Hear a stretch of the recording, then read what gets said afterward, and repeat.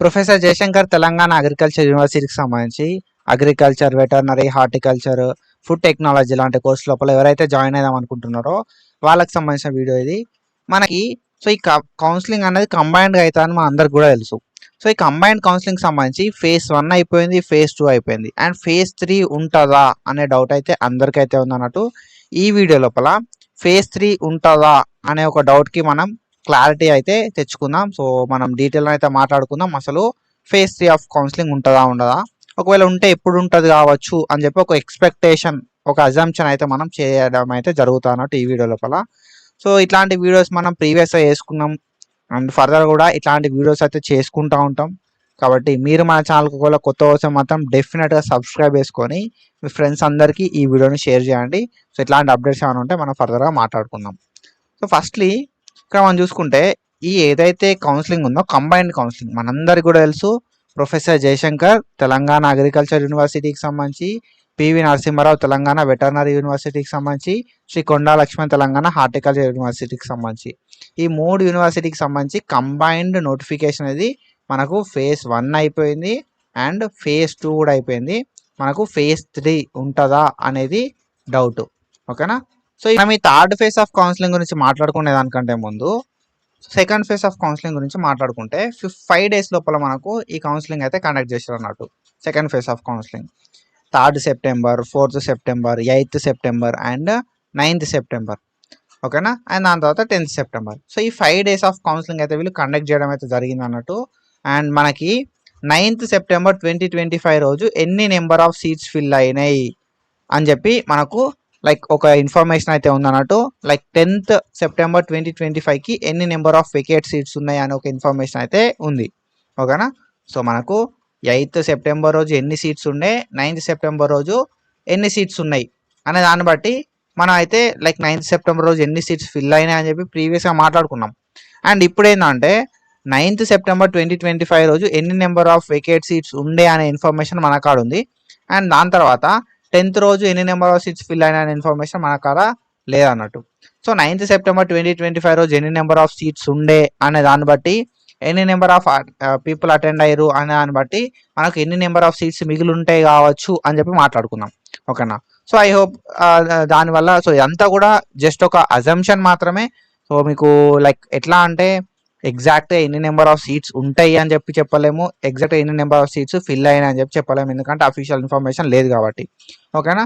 So ఇక్కడ మనం చూసుకుంటే 9th September 2025 రోజు 5 PM తర్వాత ఎన్ని నెంబర్ ఆఫ్ సీట్స్ ఉండే అని చెప్పి మనకు యూనివర్సిటీ వైజ్. ఓకేనా. సో లైక్ ఏ యూనివర్సిటీ లోపల, ఏ కోర్స్ లోపల, ఏ కేటగిరీ లోపల, ఏ రిజర్వేషన్ ప్రకారం ఎన్ని నెంబర్ ఆఫ్ సీట్స్ ఉన్నాయని చెప్పి డీటెయిల్గా ఈ పీడిఎఫ్ లో మెన్షన్ చేశారు అన్నట్టు.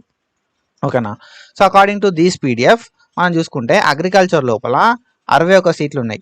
ఓకేనా. 61 సీట్స్ అయితే ఉన్నాయి అగ్రికల్చర్ లోపల. అండ్ బీటెక్ ఫుడ్ టెక్నాలజీ లోపల 6 సీట్లు అయితే ఉన్నాయి అన్నట్టు. బీటెక్ ఫుడ్ టెక్నాలజీ లోపల 6 సీట్లు ఉన్నాయి. అండ్ దాని తర్వాత బీఎస్సీ వెటర్నరీ లోపల మనకి ఎట్లాంటి వేకెన్సీస్ అయితే లేవు.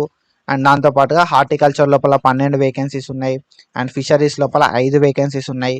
అండ్ దాని తర్వాత బీఎస్సీ కమ్యూనిటీ సైన్స్ లోపల 6 వేకెన్సీస్ అయితే ఉన్నాయి అన్నట్టు. ఓకేనా. సో ఇవి నెంబర్ ఆఫ్ వేకెన్సీస్. సో మనకు ఇన్ని నెంబర్ ఆఫ్ వేకెన్సీ సీట్స్ అయితే ఉన్నాయి అన్నట్టు. సో అప్రాక్సిమేట్గా ఒక 150 సీట్స్ అనుకుందాం. ఓకేనా. అప్రాక్సిమేట్గా మనకు 150 సీట్స్ ఉన్నాయని చెప్పి మనం అయితే అనుకుందాం. ఓకేనా. సో 150 సీట్లు అయితే ఉన్నాయి. So according to 9th September 2025 రోజు. ఓకేనా. సో ఈ వేకెన్సీ సీట్స్ ఎవరి కోసం ఉన్నాయంటే ఎవరైతే 10th September 2025 రోజు కౌన్సిలింగ్ అటెండ్ అవుతారో వాళ్ళ కోసం మనకైతే ఈ 9th September రోజు ఎన్ని నెంబర్ ఆఫ్ వేకెట్ సీట్స్ ఉన్నాయని చెప్పి రిలీజ్ చేశారు. అప్రాక్సిమేట్గా మనకు ఒక 150 సీట్లు అయితే ఉన్నాయి. ఓకేనా. 61, 6, 12. ఓకేనా. సో అప్రాక్సిమేట్గా ఒక 150 అనుకుందాం. ఓకేనా. ఇంకా దానికన్నా తక్కువనే ఉంటాయి మనకి. సో ఒక 150 అనుకున్నా కూడా మనం ఇక్కడ చూసుకుంటే ఎన్ని నెంబర్ ఆఫ్ పీపుల్ ఎలిజిబుల్ అయ్యారు అనేది మనకు ఇన్ఫర్మేషన్ లేదు. ఓకేనా. సో ఈ కేటగిరీ వైజ్ మనం చూసుకోవాలంటే ఇక్కడ మనం చూసుకుంటే బీసీఏ ప్రకారం పిలిచారు. బీసీఏ లోపల agriculture labour quota, rural quota, farmer quota లోపల ఎంతమందికి లైక్ ఎలిజిబిలిటీ ఉందో ఈ ర్యాంక్ మధ్యలో ఉన్న వాళ్ళు వెళ్ళాలి అని చెప్పి పిలిచారు. బీసీసీ లోపల ఈ ర్యాంక్ మధ్య లోపల బీసీసీ లోపల ఎవరికైతే agriculture labour quota and farmer quota reservation ఉండి ఈ ర్యాంక్ మనకు ఈ ర్యాంక్ ఇన్ ద సెన్స్ 8,039 నుండి 19,018 లోపు ఎవరికైతే ర్యాంక్ ఉందో వాళ్ళందరూ కూడా వెళ్ళొచ్చు అన్నట్టు కౌన్సిలింగ్కి. అండ్ బీసీఈ విషయానికి వస్తే బీసీఈ లోపల 8,022 నుండి 14,855 మధ్యలో ఎవరికైతే ర్యాంక్ ఉందో వాళ్ళందరూ కూడా వెళ్ళొచ్చు అన్నట్టు, ఒకవేళ వాళ్ళకి agriculture labour quota, rural quota, farmer quota eligibility ఉంటాయి. సో ఇట్లా పిలిచారు అన్నట్టు. సో కాబట్టి ఎగ్జాక్ట్ మన నెంబర్ చెప్పడానికి ఉండదు అన్నట్టు. సో అది పెద్ద లైక్ ఒక గంట సేపు 2 గంటలు కూర్చుంటే కానీ అది మనం చదవలేము. ఓకేనా. సో అప్రాక్సిమేట్గా ఒక 300 మంది అటెండ్ అయ్యారు అనుకుందాం. సో 300 మంది ఎలిజిబుల్ అయ్యారు అనుకుందాం. సో ఈ 300 మంది ఎలిజిబిలిటీ క్యాండిడేట్స్ లోపల మనకు మినిమం 150 మంది అయినా అటెండ్ అవుతారు. ఓకేనా. సో 300 మంది ఎలిజిబుల్ అయినప్పుడు మనకు ఒక 150 మంది అయినా అటెండ్ కావడానికి ఛాన్సెస్ అయితే ఉంటాయి అన్నట్టు. మనకి 150 కన్నా తక్కువ సీట్స్ అయితే ఉన్నాయి అన్నట్టు. సో నేనేం చెప్తా అంటే మనకి ఎగ్జాక్ట్గా సీట్స్ ఫిల్ అయినాయా అనే ఇన్ఫర్మేషన్, ఎన్ని ఫిల్ అయినాయా అనే ఇన్ఫర్మేషన్ లేదు, అసలు సీట్లు ఉన్నాయా లేవా అనే ఇన్ఫర్మేషన్ కూడా లేదు. ఓకేనా, అఫీషియల్గా. ఓకేనా. సో ఎందుకు అని అంటే మనకు వెబ్సైట్ లోపల ఎట్లాంటి ఇన్ఫర్మేషన్ అయితే ప్రొవైడ్ చేయలేదు. సో ఇది మన అఫీషియల్ వెబ్సైట్. ఈ అఫీషియల్ వెబ్సైట్ లోపల మనకు ఇన్ని నెంబర్ ఆఫ్ వేకెట్ సీట్స్ ఉన్నాయని చెప్పి ఎట్లాంటి ఇన్ఫర్మేషన్ అయితే లేదు. సో నేనేం చెప్తా అంటే ఒకవేళ వేకెట్ సీట్స్ ఉంటే ఒక 50 వేకెట్ సీట్స్ ఉన్నా, లేకపోతే 20 వేకెట్ సీట్స్ ఉన్నా, 10 వేకెట్ సీట్స్ ఉన్నా కూడా మనకు కౌన్సిలింగ్ అయితే మళ్ళీ కండక్ట్ చేస్తారు అన్నట్టు. అప్రాక్సిమేట్గా ఒక 50 వేకెట్ సీట్స్ మనకి ఉన్నాయి అనుకుందాం. ఓకేనా. సో మనకు ఒక 50 వేకెట్ సీట్స్ ఉన్నాయి అనుకుందాం. సో ఈ 50 వేకెట్ సీట్స్కి సంబంధించి మనకు ఫర్దర్గా కౌన్సిలింగ్ అయితే కండక్ట్ చేస్తారు. ఇంకొక ఫేస్ ఆఫ్ కౌన్సిలింగ్ ఉండడానికి ఎంత ఛాన్సెస్ ఉన్నాయంటే around 60 to 70% of the chances అయితే ఉన్నాయి ఇంకొక ఫేస్ ఆఫ్ కౌన్సిలింగ్ ఉండడానికి. సో ఎందుకు bro 60 to 70% of the chances అని చెప్తున్నా అంటే మనం సో పక్కాగా చెప్పడానికి ఉండదు అన్నట్టు. ఓకేనా. సో ఎందుకు అని అంటే సో యూనివర్సిటీ రెగ్యులేషన్స్ అనేది గవర్నమెంట్ ఇచ్చే ఆర్డర్స్ ప్రకారం చేంజ్ అవుతూ ఉంటాయి అన్నట్టు. కాబట్టి మనం ఎగ్జాక్ట్గా చెప్పలేము. So 60 to 70% of the chances ఉన్నాయి. ఎందుకంటే సో వాళ్ళు అనుకున్న కేటగిరీ లోపల వాళ్ళు అనుకున్న సీట్ లేని సిచ్యువేషన్ లోపల చాలామంది ఏంటంటే కౌన్సిలింగ్కి అటెండ్ కారు. అట్లాంటి సిచ్యువేషన్ లోపల సీట్లు మిగిలే ఛాన్సెస్ ఉంటాయి. సో అవి లైక్ ఎక్కడ సీట్లు మిగిలిన అనేది ఇన్ఫర్మేషన్ లేదు. లైక్ ఏ కోర్స్ లోపల ఉన్నాయి, ఏ కోర్స్ లోపల లేవు, ఏ కేటగిరీ లోపల ఉన్నాయి అనే ఇన్ఫర్మేషన్ అయితే లేదు. ఇంకొక ఫేస్ ఆఫ్ కౌన్సిలింగ్ అయితే మాత్రమే మనకు ఆ ఇన్ఫర్మేషన్ అయితే తెలుస్తుంది అన్నట్టు. అండ్ ఇంకొక ఫేస్ ఆఫ్ కౌన్సిలింగ్ ఉంటుందా అంటే మనకు 60 to 70% ఆఫ్ ద ఛాన్స్ అయితే ఉంటాయి నెక్స్ట్ ఫేజ్ ఉండడానికి. ఓకేనా. సో ఒకవేళ ఉండకపోయినా కూడా ఆశ్చర్యపో అవసరం లేదు. అండ్ ఎందుకు ఉంటాయి అని చెప్తున్నా అంటే మనకు రీసెంట్గానే ఎంబీబీఎస్కి సంబంధించిన కౌన్సిలింగ్ స్టార్ట్ అయింది. ఓకేనా. So we all know that ఎంబీబీఎస్కి సంబంధించిన ఫేజ్ 1 సీట్ అలాట్మెంట్స్ అయితే రిలీజ్ అయిపోయినాయి. ఓకేనా. సో ఈ ఫేజ్ 1 సీట్ అలాట్మెంట్స్ బేస్ చేసుకొని మనకు ఒక కన్క్లూజన్కి రావచ్చు వాళ్ళకు సీట్ వచ్చే ఛాన్స్ ఉందా లేదా అనే దాన్ని బట్టి. ఓకేనా. సో ఎవరైతే ఎంబీబీఎస్కు అప్లై చేసుకున్నారో కొంతమందికి ఎంబీబీఎస్కి అప్లై చేసుకున్న ప్రతి ఒక్కరు కూడా సో మనకి కట్ ఆఫ్స్ అనేది కొంచెం లాస్ట్ ఇయర్ తోటి కంపేర్ చేస్తే సో ఈసారి తక్కువ కట్ ఆఫ్ ఉండడానికి ఛాన్సెస్ ఉండే అన్నట్టు. ఓకేనా. Last year cut offs MBBS లోపల చాలా ఎక్కువ ఉండే. ఓకేనా. ఈసారి కట్ ఆఫ్స్ అనేది భారీగా తగ్గినాయి. ఎందుకంటే కాంపిటీషన్ అనేది పెరిగింది కాబట్టి కట్ ఆఫ్ అనేది తగ్గింది ఎంబీబీఎస్కి సంబంధించి, ఎంబీబీఎస్ బీడీఎస్కి సంబంధించి. ఓకేనా. సో ఎంబీబీఎస్కి సంబంధించి మెయిన్గా కట్ ఆఫ్ అయితే భారీగా తగ్గింది అన్నట్టు ఈసారి. అండ్ కాంపిటీషన్ కూడా భారీగా పెరిగింది. అండ్ వాళ్ళకి ఏంటంటే ఒక కన్క్లూజన్ లేక అందరూ ఏం చేశారు కదా అంటే ఈ ఎంబీబీఎస్ నోటిఫికేషన్ కంటే ముందే అగ్రికల్చర్కి సంబంధించి ప్రొఫెసర్ జయశంకర్ యూనివర్సిటీ నుండి మనకు కంబైన్ నోటిఫికేషన్ వచ్చింది కదా. కాబట్టి అందరు ఏం చేశారు కదా అంటే ఈ కౌన్సిలింగ్ స్టార్ట్ కాకముందుకే అగ్రికల్చర్ లోపల, లేకపోతే వెటర్నరీ లోపల, లేకపోతే ఈ హార్టికల్చర్ లోపల అడ్మిషన్ తీసుకుందామని చెప్పి లైక్ అడ్మిషన్ అయితే తీసుకున్నారు అన్నట్టు. అండ్ మనకి ఇంకొక రూల్ కూడా ఉంటుంది, అడ్మిషన్ ప్రాసెస్ కంప్లీట్ అయిపోయేసరికి మనం ఎప్పుడైనా కూడా ఈ కాలేజీలలో సీట్ వస్తే క్యాన్సిల్ చేసుకోవచ్చు. ఓకేనా.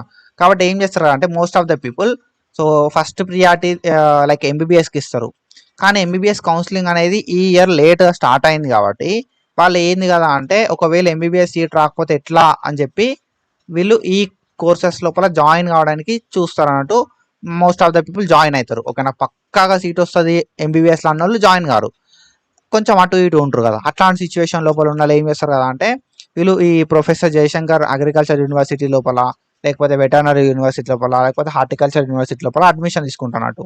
అండ్ ఇక్కడ మనకి ప్లస్ పాయింట్ ఏంటి కదా అంటే ఓకేనా. సో మనకి మెయిన్గా ప్లస్ పాయింట్ ఏంటిది అనే విషయానికి వస్తే మనం సీట్ వచ్చిన తర్వాత మనకు అద్దనుకుంటే మనం క్యాన్సిల్ చేసుకోవచ్చు. ఓకేనా. కౌన్సిలింగ్ ప్రాసెస్ అయిపోయేంత వరకు మనం మన లైక్ సర్టిఫికేట్స్ని రిటర్న్ బ్యాక్ తీసుకోవచ్చు అన్నట్టు. ఎంబీబీఎస్ కౌన్సిలింగ్ రీసెంట్గా స్టార్ట్ అయింది.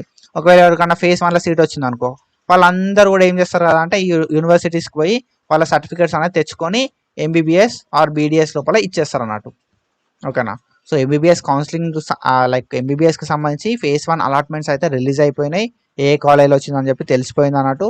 అండ్ కట్ ఆఫ్స్ కూడా వాళ్ళకు ఐడియా ఉంటుంది కాబట్టి కొంతమంది ఇక్కడ మనకు ప్లస్ ఉంటుంది, మైనస్ ఉంటుంది.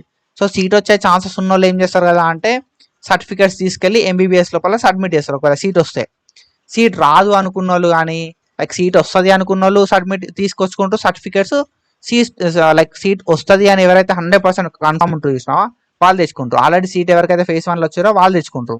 అండ్ కొంతమంది ఎవరైతే లైక్ వస్తో రాదు అన్న థాట్లు ఉన్న వాళ్ళు ఈ ఎంబీబీఎస్కు సంబంధించి లైక్ వీళ్ళు సర్టిఫికేట్స్ ఏం తెచ్చుకోరు యూనివర్సిటీస్ నుండి. కాబట్టి ఏం నాకు తెలిసినంత వరకు అయితే వీళ్ళు యూనివర్సిటీ వాళ్ళు phase 2 ఆల్రెడీ కండక్ట్ చేసారు, phase 1 కండక్ట్ చేసారు బిఫోర్ దిస్ ఎంబీబీఎస్ కౌన్సిలింగ్. కాబట్టి వీళ్ళు phase 3 అనేది ఎంబీబీఎస్ కౌన్సిలింగ్ తర్వాత పెడితే బెస్ట్. కానీ యూనివర్సిటీ రెగ్యులేషన్స్ ఎట్లుండేది తెలియదు. ఒకవేళ ఎంబీబీఎస్ కౌన్సిలింగ్ అయిపోక ముందుకే మన వాళ్ళు పెట్టారు అనుకో, so most of the people stuck అయిపోతారు. ఎందుకంటే లాస్ట్ రౌండ్ దాకా ట్రై చేయడానికి ఉండదు అన్నట్టు. లేదు కొంతమంది ఉంటారు అన్నట్టు. ఏంది అంటే నాకు ఎంబీబీఎస్ఏ ప్రియారిటీ, వీళ్ళు ఎంతో కొంత ఫీ కట్టి ఉంటారు. అరౌండ్ మనకు ఫస్ట్ సెమిస్టర్కి సంబంధించి ఫీ కట్టి ఉంటారు, సర్టిఫికేట్ సబ్మిట్ చేసి ఉంటారు, అండ్ డిపాజిట్స్ కట్టి ఉంటారు. సో ఆ డిపాజిట్స్ అన్ని ఏవి కూడా మాకు వద్దు అనుకొని కూడా ఎంబీబీఎస్కి పోయేటోళ్ళు ఉంటారు అన్నట్టు. ఓకేనా. సో అగ్రికల్చర్ని ఒక ఆల్టర్నేటివ్ లాగా పెట్టుకొని ఎంబీబీఎస్కి ట్రై చేసేటోళ్ళు కూడా ఉంటారు. అట్లాంటి సిచ్యువేషన్ లోపల సీట్లు పెరిగే ఛాన్సెస్ ఉంటాయి. ఓకేనా. సో ఇక్కడ మనం ఆల్మోస్ట్ 50 సీట్లు ఉంటాయి కావచ్చు అని చెప్పి అనుకున్నాం. ఓకేనా. అరౌండ్ ఒక 50 సీట్స్ ఉండే ఛాన్సెస్ ఉంటాయి after second phase of counselling last day తర్వాత అని చెప్పి మనం ఒక అంచనా అనుకున్నాం. అండ్ ఒకవేళ ఈ ఎంబీబీఎస్ కౌన్సిలింగ్ ఆల్రెడీ మనకు phase 1 అయిపోయింది కాబట్టి ఇంకా కొన్ని సీట్లు పెరిగే ఛాన్సెస్ ఉంటాయి అన్నట్టు. అండ్ ఇంకొక విషయం ఏంటంటే లైక్ ఎంబీబీఎస్కి సంబంధించి ఒక 2-3 ఫేజ్లు అయిపోయినాయి అనుకో, అట్లాంటి సిచ్యువేషన్ లోపల సీట్ రాదు అని చెప్పి ఎవరు అనుకుంటారో వాళ్ళు ఇందులోపలికి వెళ్ళి లైక్ సర్టిఫికేట్స్ అయితే తెచ్చుకోరు అన్నట్టు. ఎందుకంటే ఎంబీబీఎస్ వల్ల ఫస్ట్ ప్రియారిటీ. ఎంబీబీఎస్ లోపల సీట్ రాలేనుకో they will go for veterinary, agriculture లేకపోతే హార్టికల్చర్కి పోతారు అన్నట్టు. ఓకేనా. సో అది అండ్ ఎగ్జాక్ట్గా మనకు second like third phase of counselling ఎప్పుడు ఉంటుంది అని చెప్పి చెప్పలేము. ఆల్రెడీ ఎంబీబీఎస్కి సంబంధించి phase 1 అయిపోయింది కాబట్టి సో phase 2 ఆర్ phase 3 తర్వాత అగ్రికల్చర్ పెడితే మంచిగా ఉంటుంది. కానీ సో యూనివర్సిటీ డెసిషన్స్ ఎట్లుంటుంది తెలియదు. సో చూద్దాం ఫర్దర్గా ఏదైనా ఇన్ఫర్మేషన్ వస్తే మాత్రం డెఫినెట్గా నేను వీడియో అయితే చేస్తా. కానీ ఈ ఎంబీబీఎస్ కౌన్సిలింగ్ మొత్తం అయిపోక ముందుకు మాత్రం ఈ అగ్రికల్చర్ phase 3 పెడితే మాత్రం కన్ఫ్యూజ్ అయిపోతారు, చాలా మంది కన్ఫ్యూజ్ అయిపోతారు. అండ్ ఇంకా ఎక్కువ నెంబర్ ఆఫ్ ఫేసెస్ పెట్టడానికి ఉంటుంది అన్నట్టు. ఓకేనా. సో ఇంకా ఎంబీబీఎస్ కౌన్సిలింగ్ కాకముందుకు వీళ్ళు పెట్టారు అనుకో. ఓకేనా. సో ఎంబీబీఎస్ మొత్తం కౌన్సిలింగ్ ప్రాసెస్ అనేది కంప్లీట్ కాకముందుకు వీళ్ళు phase 3 పెట్టారు అనుకో ఫర్ సపోజ్. అట్లాంటి సిచ్యువేషన్ లోపల ఏమవుతుంది కదా అంటే మనకు ఎంబీబీఎస్ కౌన్సిలింగ్ అయినప్పుడు లైక్ ఇప్పుడు సపోజ్ phase 3 అనేది పెట్టారు అగ్రికల్చర్ లోపల. ఓకేనా. సో ఎంబీబీఎస్ సంబంధించి phase 2 అయిపోయింది అనుకుందాం. అండ్ దాని తర్వాత ఈ అగ్రికల్చర్ లోపల phase 3 పెట్టారు అనుకుందాం. సో ఎవరైతే లాస్ట్ రౌండ్ దాకా ట్రై చేద్దాం అనుకుంటారో ఎంబీబీఎస్ లోపల లేకపోతే బీడీఎస్ లోపల వాళ్ళు ఏం చేస్తారు కదా అంటే లాస్ట్ రౌండ్ దాకా చూస్తారు. ఒకవేళ లాస్ట్ రౌండ్లో ఎంబీబీఎస్ బీడీఎస్ సీట్ వచ్చింది అనుకో, అట్లాంటి సిచ్యువేషన్ లోపల ఏం చేస్తారంటే కాలేజ్కి వస్తారు, మళ్ళీ యూనివర్సిటీకి వచ్చి నాకు ఈ సీట్ వద్దు, నాకు ఆల్రెడీ ఎంబీబీఎస్ ఆర్ బీడీఎస్ వచ్చింది అని చెప్పి పట్టుకెళ్ళిపోతారు అన్నట్టు సర్టిఫికేట్స్. అట్లాంటి సిచ్యువేషన్ లోపల ఏమవుతా అంటే సో వాళ్ళు ఎంతైతే అమౌంట్ కట్టారో ఆ అమౌంట్ అంతా కట్ చేసుకొని మనకు కొంత అమౌంట్ ఇస్తారు అన్నట్టు. సర్టిఫికేట్స్ అని ఇస్తారు అగ్రికల్చర్ యూనివర్సిటీ నుండి లేకపోతే వెటర్నరీ యూనివర్సిటీ నుండి. సో దాని తర్వాత ఏమవుతుంది అంటే ఇక్కడ సీట్ అనేది వేకేట్ ఉంటుంది. ఓకేనా. సో ఇక్కడ ప్రాబ్లం ఏమవుతుంది కదా అంటే ఒకవేళ ఎంబీబీఎస్ కౌన్సిలింగ్ కంటే ముందే ఈ కౌన్సిలింగ్ అనేది కండక్ట్ చేస్తే మాత్రం వేకెన్సీస్ అనేది తర్వాత ఎంబీబీఎస్ కౌన్సిలింగ్ అయిపోయిన తర్వాత పెరుగుతాయి, మళ్ళీ కౌన్సిలింగ్ పెట్టే ఛాన్సెస్ కూడా ఉంటాయి అన్నట్టు. సో ఇది అండ్ ఐ హోప్ అర్థమైంది అనుకుంటున్నా. యూనివర్సిటీ అనేది ఎప్పుడు పెట్టేది తెలియదు. ఒకవేళ ఇన్ఫర్మేషన్ వచ్చి థర్డ్ ఫేజ్ ఆఫ్ కౌన్సిలింగ్ పెడుతుంది అని చెప్పి చెప్తే మాత్రం డెఫినెట్గా నేను వీడియో అయితే చేస్తాను. అండ్ ఎన్ని నెంబర్ ఆఫ్ సీట్స్ ఉన్నాయని చెప్పి ఎగ్జాక్ట్గా తెలియదు.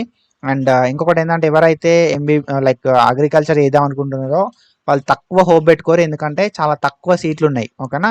సో లాస్ట్ డే కంటే ముందు అంటే 9th September 2025 మనం చూసుకుంటే చాలా తక్కువ నెంబర్ ఆఫ్ సీట్స్ ఉన్నాయి.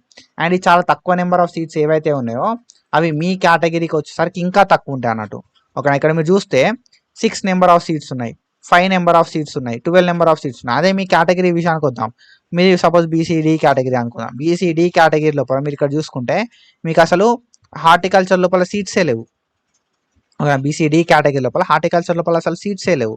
అండ్ ఇక్కడ మనం చూసుకుంటే ఫిషరీస్ లోపల, ఓకేనా, ఫిషరీస్ లోపల కూడా సీట్స్ లేవు. అండ్ హార్టికల్చర్ మన కమ్యూనిటీ సైన్స్ లోపల కూడా సీట్స్ లేవు. మీరు చూసుకోవచ్చు ఇక్కడ, ఓకేనా. బీసీడీ లోపల మీరు ఇక్కడ చూసుకుంటే అగ్రికల్చర్ లోపల మనకు 4 సీట్లు మాత్రమే ఉన్నాయి. అది కూడా రాజన్న సిరిసిల్ల డిస్టిక్ లోపల ఉన్నాయి బీసీడీలో.